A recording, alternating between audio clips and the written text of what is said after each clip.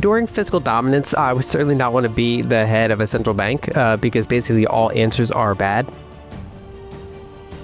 This is Kaiser Johnson with Liberty and Finance, and these are the Miles Franklin Weekly Specials for September 1st through September 8th, 2025, while supplies last.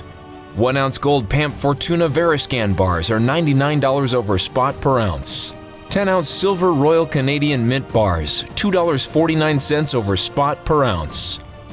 To order our specials or any of the many other options we have available, call us at 1-888-81-LIBERTY. That's 1-888-815-4237.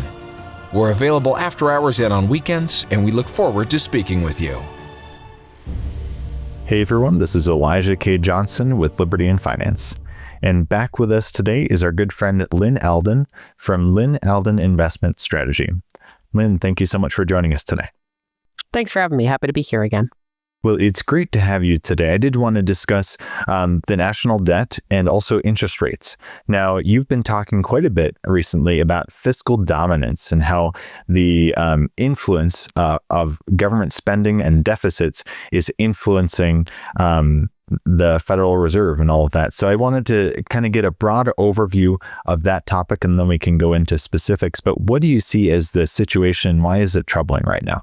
So basically, it's a new regime change, right? And so it's a different investing environment than most people are used to over a, call it a 40-year investing time horizon, basically anybody alive and trading today. And so for the past 40 years or so, kind of before 2020, we can call that period monetary dominance. And that's an environment where, for example, bank lending, and by extension, the central bank that, has various tools to accelerate or pull back on commercial bank lending, that's the more dominant thing that causes kind of business cycles and contributes to what's going on. And what happens over time as debt builds up, especially on the public side of the ledger, so the federal ledger, we gradually shift over more toward fiscal dominance, which is to say that fiscal deficits are now larger than the amount of new bank lending in a given year, and even the amount of bank lending plus net new corporate bond issuance. And so fiscal dominance is a more driving aspect of the economy.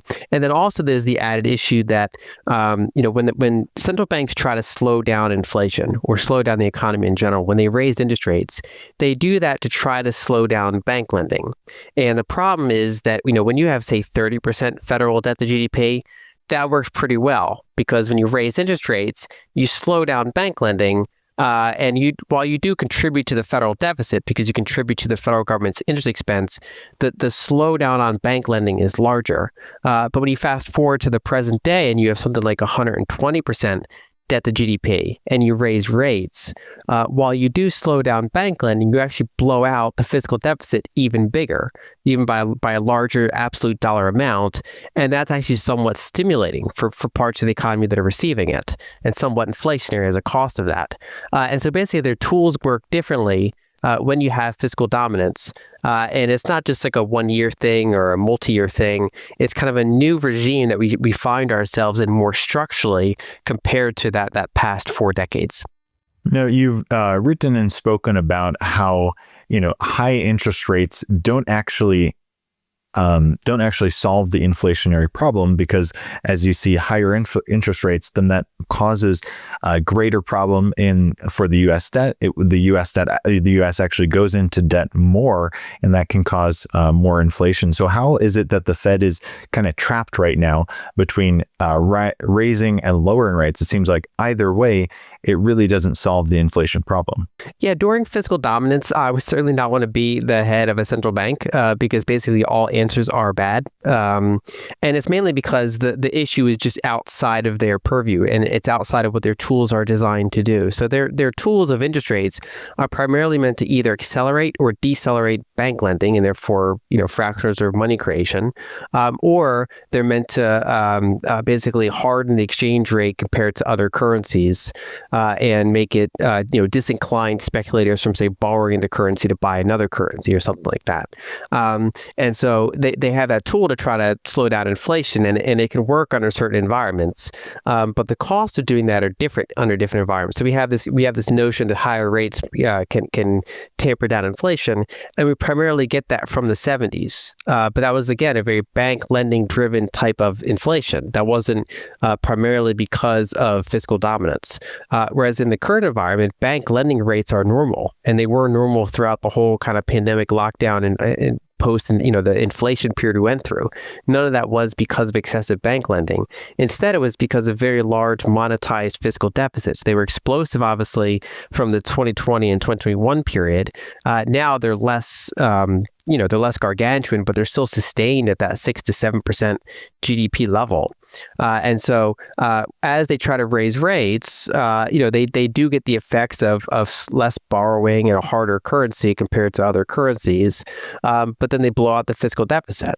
And so really, it's kind of like treating some of the symptoms and even exacerbating, ironically, some of the other symptoms rather than really going after the root cause, because the central bank doesn't have jurisdiction over taxing and spending. And so the best they can do is mention it. And it puts them in a really difficult place just because their tools either they have mixed results rather than clear outcomes. It's almost like a patient with multiple conflicting ailments, and a medicine that might fix one ailment makes another ailment worse. So there's kind of no good answer at that point. And that's really what the Fed kind of finds itself in.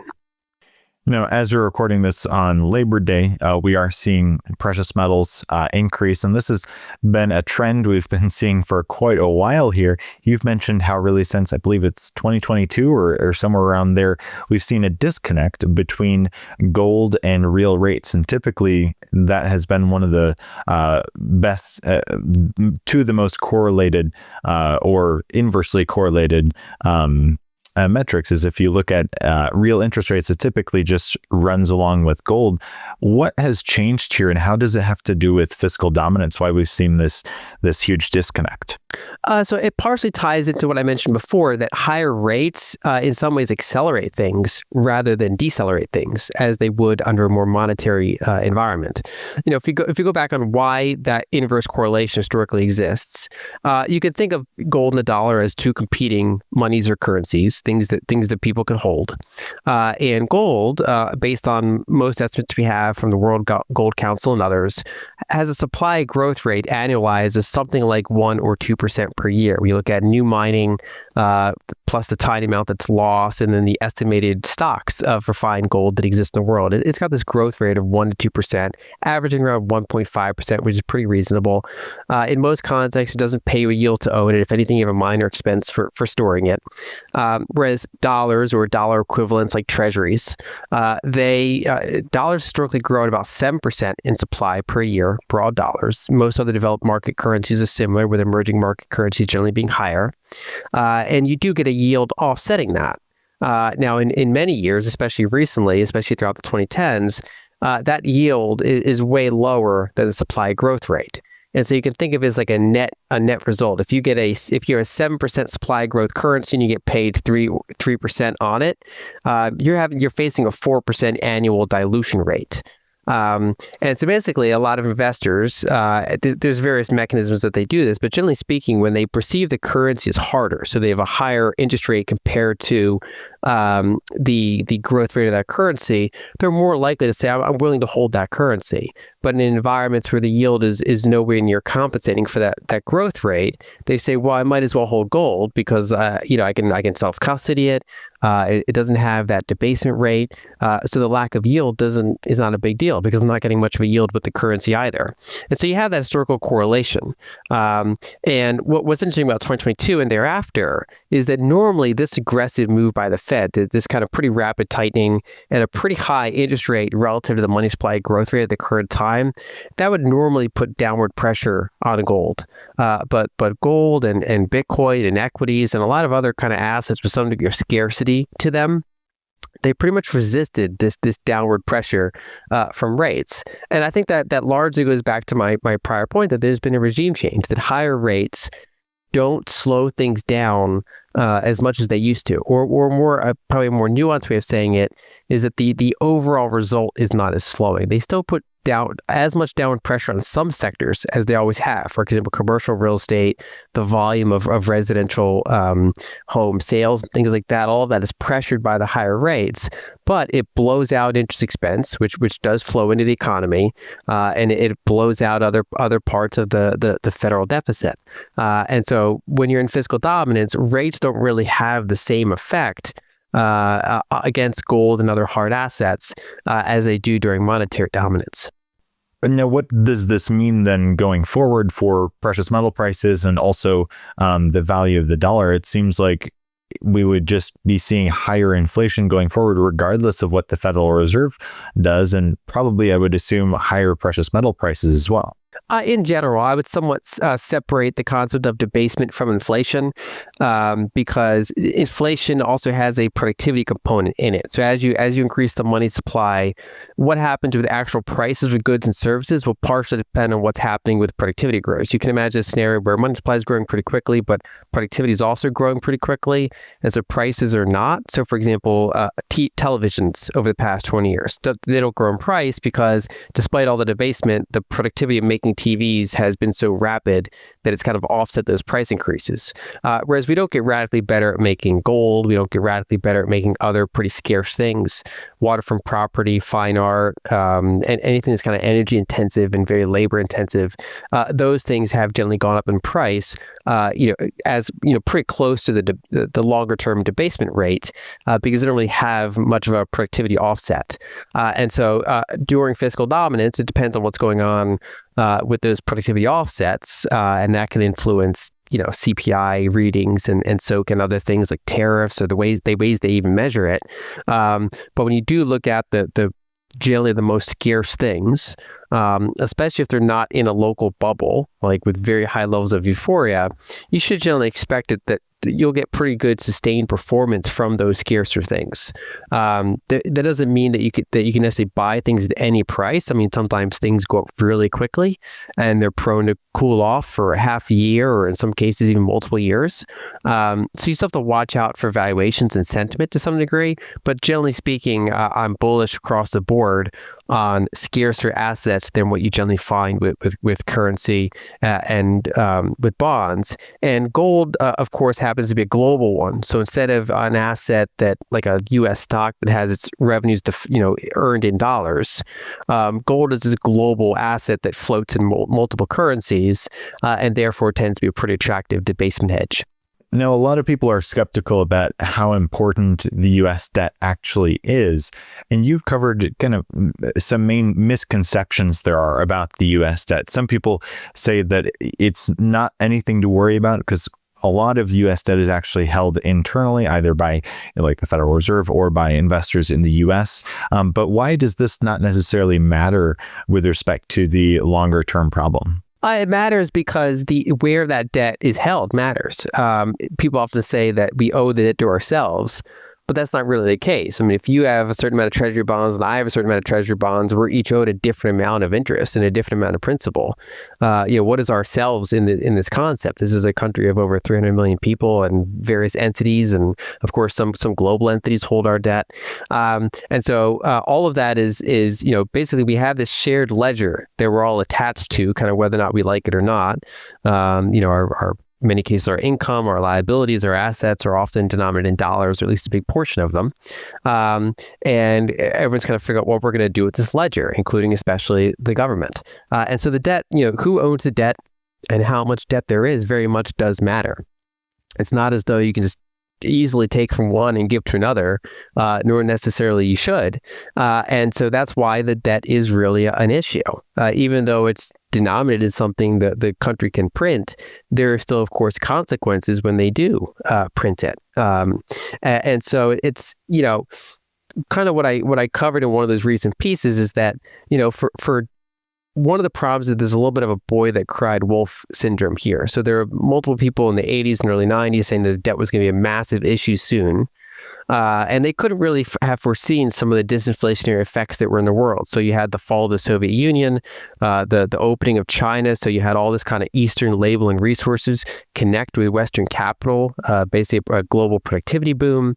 All of that was offsetting of many types of costs and supplied a lot of resources. That allowed interest rates to get a lot lower than many people could have envisioned in the 80s or 90s. And so a lot of this extended a lot more long than people thought. The issue is that now we basically bounced off zero rates. Now we have over 100% debt to GDP. We're more in fiscal dominance. Interest rates, as I mentioned, have less of an effect. Demographics are now very aged. We have much top-heavy entitlement programs, so Social Security, Medicare, and veterans benefits, and these types of things are a lot more expensive on a per capita basis on the taxpayer base than they used to be. And so these things have real consequences. And while many people kind of expect it to be an acute crisis, like a dollar blow up or something, instead, it tends to be more of a longer term issue. So people often say, when will the debt matter? And I would generally say, well, the debt's been mattering for years now. We've been above the inflation target for years now. And it wasn't because of excessive bank lending. It was because of the fiscal environment. Even when that explosive stimulus was done, it's still elevated because of this more sustained background level of fiscal dominance that we have. And of course, the issue is that when you're kind of running the economy like that from a fiscal perspective, it inherently ends up being a two-speed economy. Because if for entities on the receiving side of the deficits, it tends to be a pretty good economy. On the other hand, if you're not on the receiving side of the deficits, you're mainly on the tight side of the monetary environment. So, for example, someone who's looking to buy a house right now and is not, receiving Social Security, not receiving Medicare, not funded by the Department of Defense or these other kind of big sectors that are on the receiving side of fiscal deficits, they're facing the costs of it, but not really benefiting from it. So you have that kind of heterogeneous mix in the economy, which has really, profound kind of social impacts and economic impacts. And these things are we're working through already, and I think we're going to be working through for many years. Now, another misconception that I think you already slightly covered here is that a lot of people have been saying, really, there's been this concern over the U.S. debt has been around for a long time. And people say, well, people in the 80s and the 90s were concerned about it too. So it's not really a problem because we've been fine since then. But the issue is that during that time period, as you mentioned, there have been a lot of disinflationary things that have occurred, but also we've been able to export a lot at inflation. There's been, a lot of the dollar has been the world reserve currency, for example, but we're seeing de-globalization, we're seeing de-dollarization right now. So how does that impact how imminent a crisis could be for the U.S. National debt? Good set of questions. De-dollarization is a complex subject because while it is happening around the margins, it's generally a lot slower than you'll see in a lot of media talking about it. Basically, it's kind of this period of time over the past decade where the major trade surplus nations are no longer really accumulating treasuries. For most of them, are not really kind of rapidly selling treasuries. They're just not really accumulating anymore. Around the margins, they've been accumulating gold instead, and just otherwise not rapidly accumulating reserves in general because they've been dealing with a stronger dollar environment, which generally means that they don't accumulate a lot of reserve assets. I think the biggest trends, facing this, what changed now is that one, we got past that period of kind of globalization and ever falling interest rates. So now we no longer have that interest rate falling offset. So if you double your debt, but you cut your interest rate in half, you keep your interest expense roughly the same.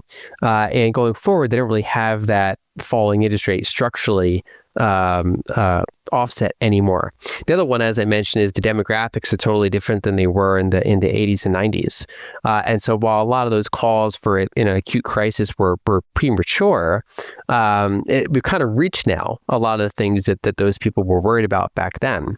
When you add all these other factors to it, around the margins, the fact that the foreign sector is not accumulating our treasuries, at least not at the rate that we issue them. And so their nominal amount amount does gradually go up over time, especially from the foreign private sector, their percentage of total U.S. debt is generally shrinking, which puts more of the burden of accumulation domestically, either from the private sector or in some cases from the Fed during quantitative easing. So generally speaking, that means that more of the fiscal deficits are felt. But I generally view that the interest rates and the demographics are probably bigger factors than the kind of the de-dollarization that's happening. But over a multi-year, even multi-year decade time frame, that general trend of de-dollarization matters. I started actually writing about that back in, it was 2020. And my view was that we are entering a more multipolar world in terms of currencies. So it's not as though the dollar gets usurped by some other fiat currency, but rather we get this kind of broadening effect of gold re-entering the system, and around the margins, certain countries saying, well, I'll hold a little bit of Chinese currency or a little bit of this other currency.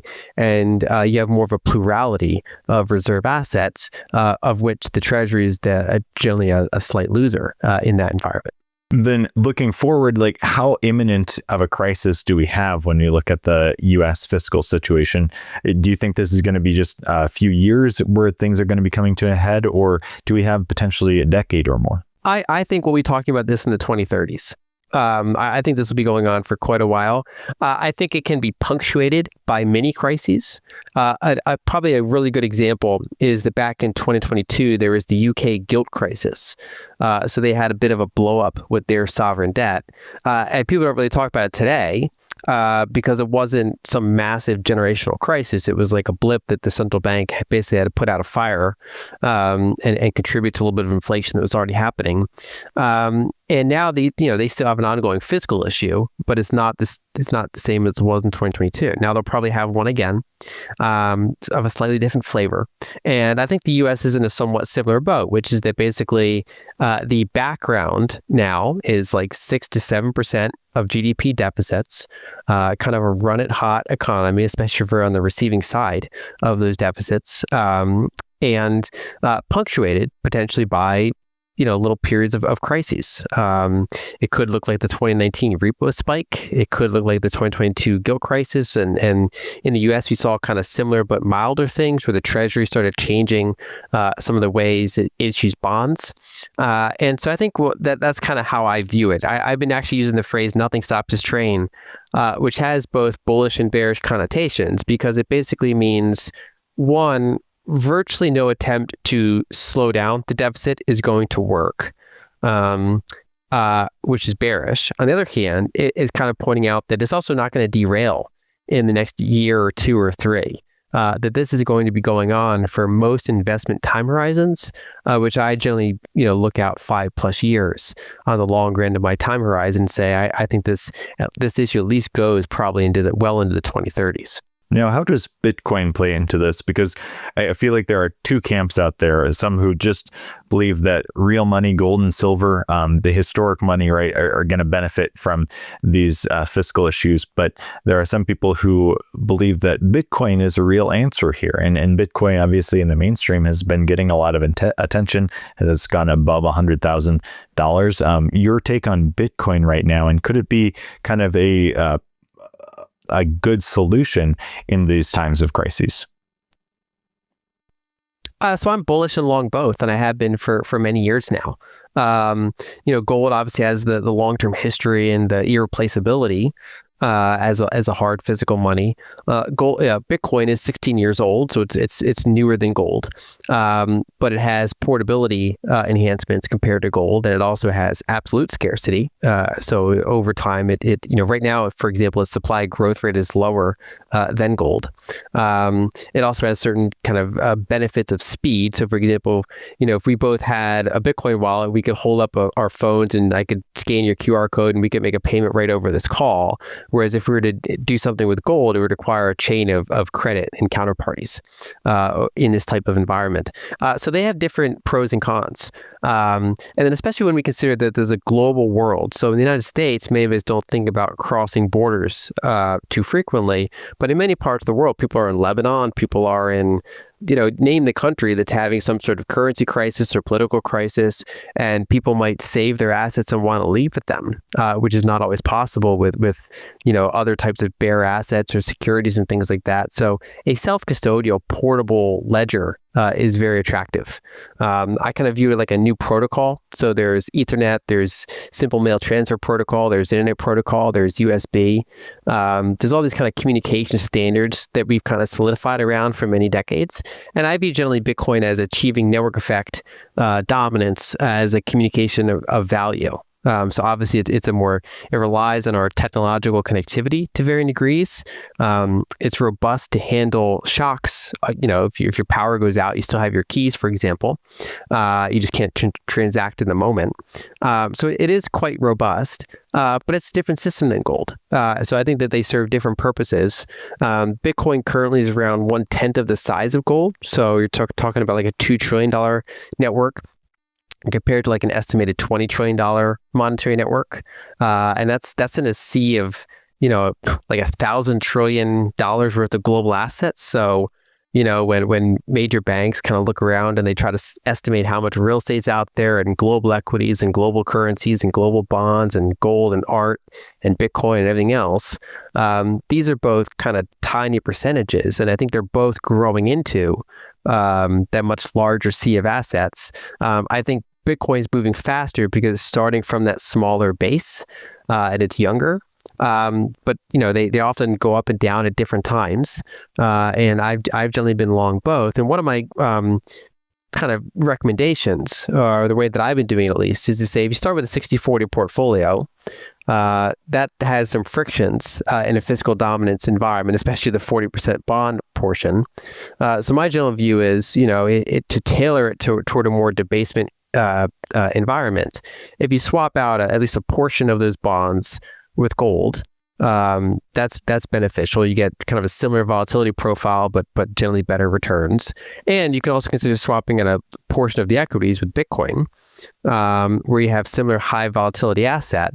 It's been an attractive mix so far. So I'm bullish both. Well, Lyn Alden, we really appreciate your time as always. If our viewers are interested in learning more, they can go to lynalden.com and find your work there. Did you want to share with our viewers what they'll find there, and also any last thoughts you'd like to leave with us? Sure. I have free articles there that people can check out, for a free newsletter people can sign up for. I also have a low-cost research service. People can also check out my book, Broken Money, on Amazon or elsewhere. And thanks for having me. And it's certainly a complex environment to navigate, so it's always fun discussing it. Definitely. Thank you so much, Lyn. You have a good Labor Day, and God bless. This is Kaiser Johnson with Liberty and Finance, and these are the Miles Franklin Weekly Specials for September 1st through September 8th, 2025, while supplies last. 1 ounce gold Pamp Fortuna Veriscan bars are $99 over spot per ounce. 10 ounce silver Royal Canadian Mint bars, $2.49 over spot per ounce. To order our specials or any of the many other options we have available, call us at 1-888-81-LIBERTY. That's 1-888-815-4237. We're available after hours and on weekends, and we look forward to speaking with you.